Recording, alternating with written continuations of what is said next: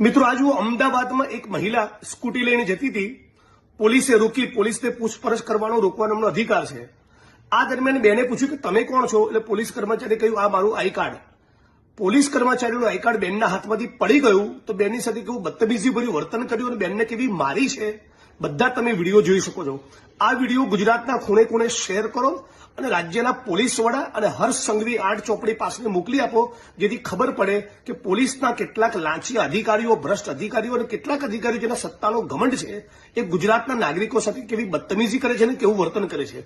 આપણે બધા સાથે મળીને માંગણી કરીએ કે આ પોલીસ કર્મચારીની સામે ગુનો દાખલ થવો જોઈએ અને જે પોલીસ સ્ટેશનના હદ વિસ્તારમાં ઘટના બની છે એ જ પોલીસ સ્ટેશનના લોકઅપમાં આ પોલીસ કર્મચારીને રાખવામાં આવે।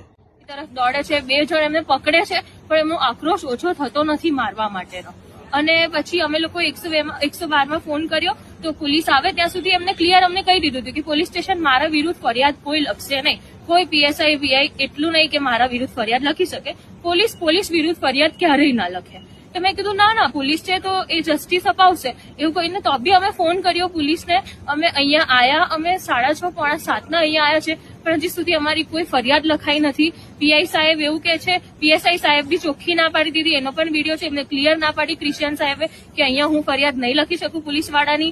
અહીંયા પીઆઈ મેડમે મને એકલી બોલાવીને બી ખખડાઈ કે પોલીસ દિવસ રાત મહેનત કરતી હોય છે, તમે સમાધાન કરી લો। એમને બહુ જ ખખડાયું કે દિવસમાં એમને તમારા જેવા કેટલા લોકો મળે, ક્યારેક આવું થઈ જાય, આવું ચોખ્ખું એ બેને જોરથી લડીને પણ મને ખખડાયું। અને પછી અમે અત્યારે હારીને અહીંયા બહાર ઉભા છીએ કે અમે પોલીસ અમારી મદદ કરે।